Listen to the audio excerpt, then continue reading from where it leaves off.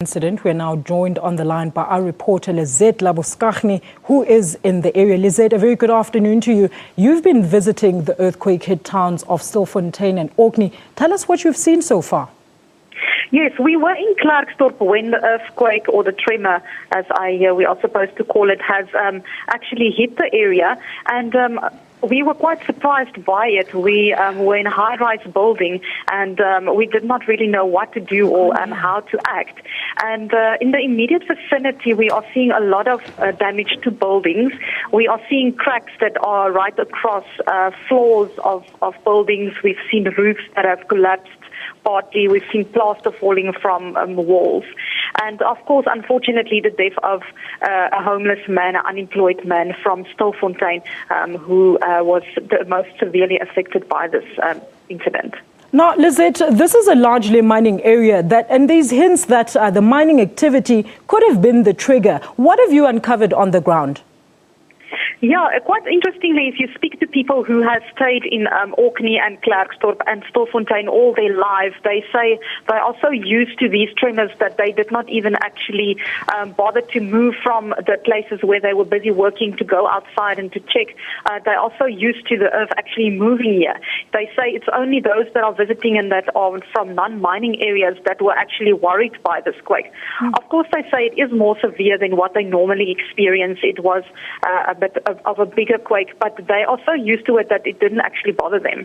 Now, Lizette, miners are said to have suffered minor injuries. What is the mine management saying about the damages in some of their mines? There are quite a number of mines around here, as far as Vierfontein, which is about 10 kilometers from Orkney. They are still trying to ascertain exactly who is still underground. Miners are busy coming up to the surface, and only then will we actually know how severe this incident has been. You should know that communication underground is not that easy, and even here where we are, our cell phones are not working so well. We don't have any electricity, so mines has then instructed their mine workers to come up to surface immediately, and they're still busy trying to ascertain if all the miners that went underground is accounted for, and only a little bit later will we then know if indeed we have miners that are either trapped or who did not come up to surface. Now, Lizette, before I let you go, just how much is the damage in that area? We are seeing quite a number of buildings that has had structural damage. I would assume that a structural engineer would have to come and check these buildings. They don't look so well to me, and then explain to the owners of these buildings what should be done if it is actually safe. And the concern, of course, is for aftershocks.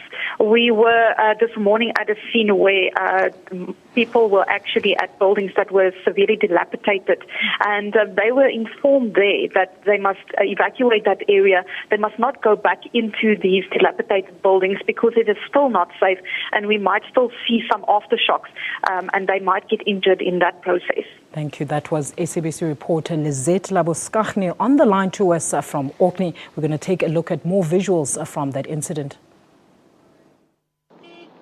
Buildings were evacuated across the country as the quake shook homes and businesses for about 40 seconds.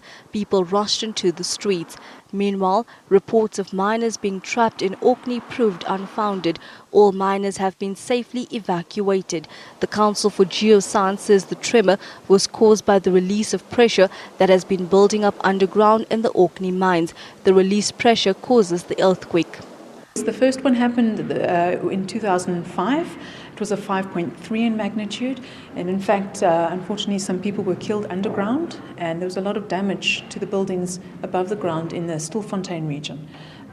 So this is something that's happened in the past. In downtown Pretoria, people huddled in fear. It was so sudden. We didn't expect anything from that time. I was busy in the kitchen making coffee. It was my tea time. Then all of a sudden, the walls started shaking.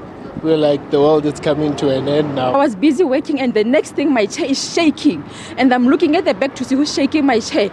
The next thing, there's no one, and under my feet, it was shaking badly. I threw everything in the dustbin, not knowing what to do, and I started running away. It was very bad. It was so scary. It was shaking. I ran out of the office. I didn't know where I was going, but I just ran out.